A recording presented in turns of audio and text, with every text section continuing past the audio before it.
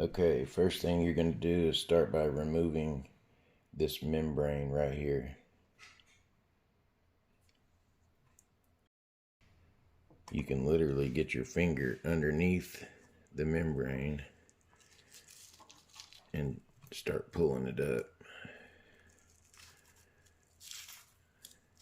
If you cook it with this membrane on, it makes it tough on this part of the rib. So you just pull that up until you get it all off, all the way across. Even I cut this piece right here off.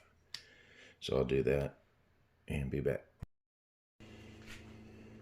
Now you just start seasoning with the dry rub. You don't have to do this backside, but I always do the backside and just put it on pretty liberally.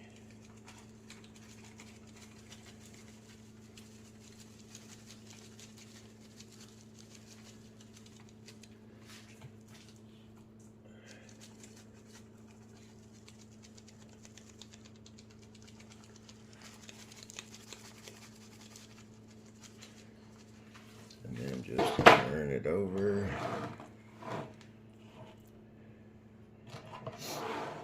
And start putting the rub on the top side. I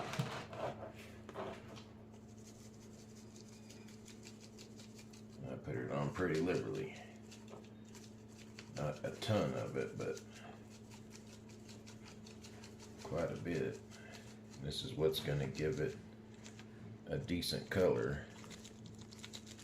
It's got paprika and stuff in it. And I use Head Country Original seasoning. Alright, so we got that done. I'll do the other one, then I'll start the smoker. Alright, if you're using a offset smoker like I got, you're going to start your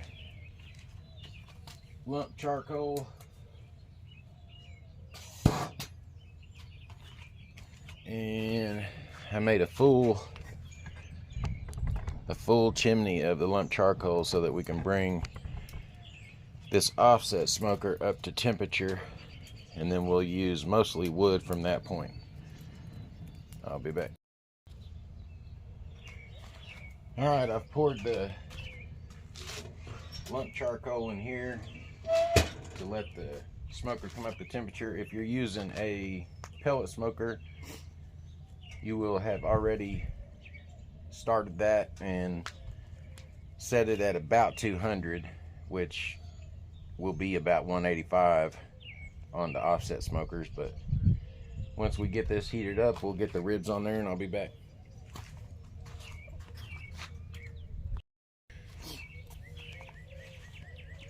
Just a quick caveat, but if you're not wearing the world's greatest Papa shirt, your ribs probably aren't going to turn out great. Alright, the next step is to just throw these ribs on there. On this particular smoker, the hot spot in here is in the back and toward the exhaust. So we want to put the big side that way. If you were cooking closer to the fire pit, then over here is definitely hotter, but what happens is the heat comes up, it goes under the bottom too, but of your meat, but it goes up and then kind of on this smoker circulates around the backside and then out the circulates out the back and the top. So we're gonna get these on there, both of them, and our meat thermometer is gonna be in the way, so it's hot. It's not using it for a meat thermometer, but using it for temperature.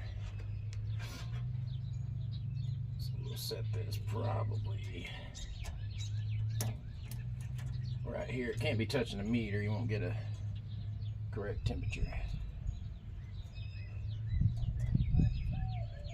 Okay, now we just shut it and then set an alarm for 3 hours, and then every hour we'll come out here and baste it. But we're not going to baste it first because we want a lot of the smoke from the wood to penetrate into the meat. And I'll be back here in just a second. Okay, because this smoker is the world's best poor man smoker, you got to use these small chunks, because if you put a normal sized chunk of hickory or whatever flavor wood you like, it's going to be too big and it's going to be too hot. So we're going to start this little chunk on the coals, and we're going to leave that open until that gets a flame going on it and it's fully, you know, combusted. Contrary to popular belief, you don't want a lot of white smoke coming out of your smokestack. When I first started smoking, I had so much white smoke coming out of the smokestack, and I told my wife this is going to be the best smoked, I think it was a tenderloin I cooked. It's going to be the best smoked tenderloin ever. Look how much smoke we got.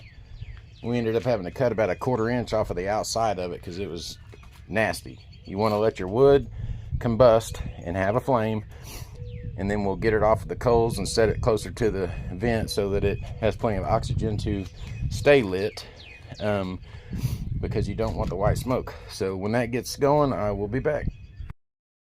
As you can see in the shadows there, our wood is got a flame on it. So now we can shut our firebox, maybe close down our intake just a little bit, just as long as it don't smolder or put out the flame, which it's not. And because we brought this smoker up to temperature, even though that firebox was open, we're still at 174, but it'll come up to 185, and we'll do that for 3 hours. Oh, and notice that, let me get this camera going, we don't have a ton of white smoke. It should be barely visible or just a blue haze at the most. Alright, I'll be back in an hour. And if you send your wife to get some hickory wood, she's gonna see this little sign right here on the package that says best choice. So I guess that'll pair up great with this poor man's world's greatest smoker. Alright, we're still about 190, which is pretty good. And we are going to baste these ribs on the first hour right quick. These mops are the best. They're made for it. But so you're just gonna put it on there to try to keep it moist and give it some flavor. This stuff will caramelize. It'll be real good. I should have put me some more in my bowl, but we're gonna see if we can stretch it out. Don't need much, just enough to give it a little bit of moisture on top of the meat. And once he's cooked down a little bit, we'll get this part right here where the ribs are touching, we'll get that separated, because you really don't want that touching, but with the world's greatest poor man smoker, you kind of don't have a choice. So I'll be back in the second hour. Alright, we already started, but we're gonna finish basting these ribs. This is the second hour in. Just gonna get them fully coated, try to keep some of the moisture in them, which these are pretty fatty ribs, so no matter what, they should have quite a bit of moisture in them. Alright, we'll cook them one more hour, baste them again, put a little brown sugar and butter on them, and then we'll put them in the oven. I'll be back when that step comes. Alright, we're at the 3 hour mark. We're going to pull these off and wrap them. I'll be back when I'm wrapping them. Alright, after 3 hours of initially cooking unwrapped and basting every hour with barbecue sauce, you pull them off, and then you sprinkle brown sugar on them and cut slices of butter, put that on there, and then just drizzle a little bit of barbecue sauce on them, and then you wrap them. I'll be back when we put them back on. Alright, so they're wrapped and back on the smoker. At this point, you really don't have to put wood The butcher paper does allow a little bit of smoke transfer once the paper is wet from all the juices, but I don't use wood. I just go with the lump charcoal for the next 2 hours, keeping it about 225 degrees. I'll be back after 2 hours. All right, we got the ribs wrapped for their 2-hour wrap, and we're about to pull them off and get them back on here unwrapped for an hour, and then they'll be done. I'll be back when we put them back on. So here we are, we got them out of the wrap, and we're going to let them cook for another hour, possibly an hour and a half. The ribs aren't quite showing, so these might turn out a little bit on the tough side, but we'll see. They may not. I might let them cook a little longer than an hour, and I didn't need to baste them again because when I pulled them out of the wrap, they still held quite a bit of the brown sugar and butter and barbecue sauce. So we'll let these cook for an hour, and we'll be back to check on them at 225 degrees.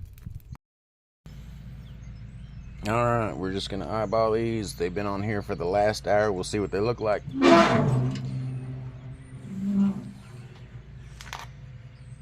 They look pretty good.